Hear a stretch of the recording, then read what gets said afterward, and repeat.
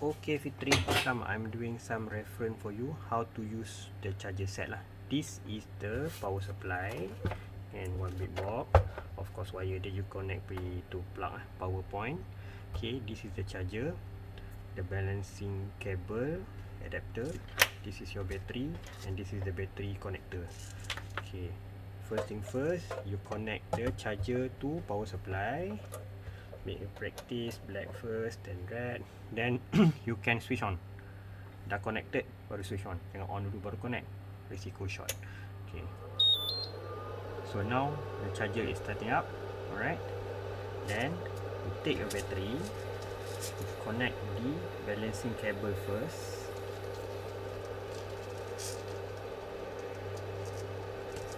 Okay, then this is the connector, depend on your battery connector. If different, I'll take a look lah ada ke tak. Okay, black. Okay, then connect your battery. Okay. Always confirm, walaupun connector masuk, tapi always make a practice. Red, black. Okay. Confirm. Alright, so now if I can zoom in to charger, how you want to use this. It's okay, you just maintain, use the memory 4. Okay, because this is preset for Lipo. Okay, you can press enter. Okay, then you go down, confirm Lipo type.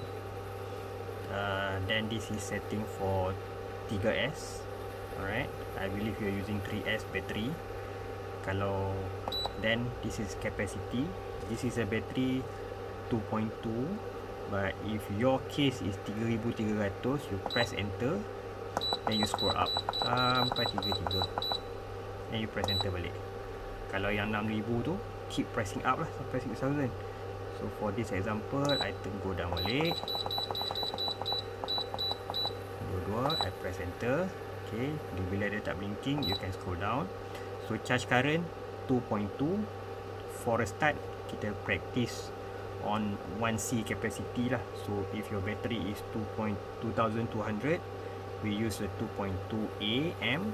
But if your battery is 3300, we can actually go to 3.3. Press enter, the blinking, and you scroll up sampai 3.3, then you enter. So if your battery is 6000 capacity, you can scroll up sampai 6 lah. Okay, kalau 2C means times 2 of this current.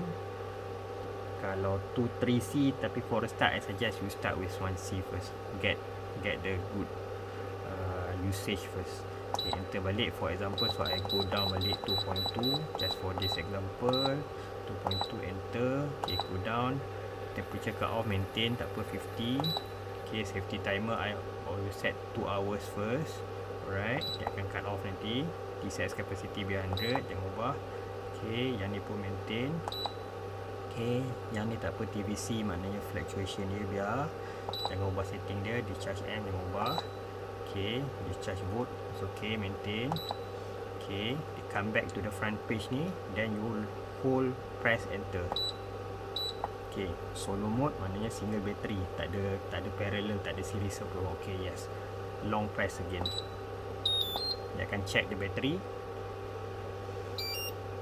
Okay, connected 3 cell, right? Yes, enter.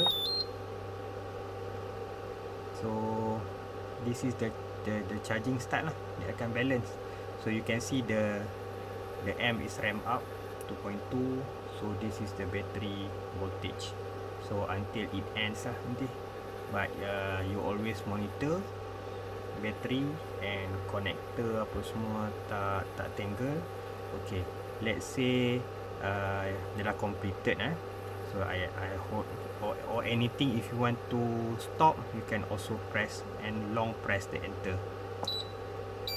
Okay, ni means kita dah stop charging. Okay, or if your battery completed. So apa yang you nak buat kat sini? Okay, first thing first, you can terus switch off the power supply. Okay, you can switch off the power supply. So how to dismantle now? Okay, I always take out the battery connector first. Jangan cabut kat sini, sebab kalau okay, cabut kat sini dulu and hold the connector. Jangan hold kabel, hold the connector.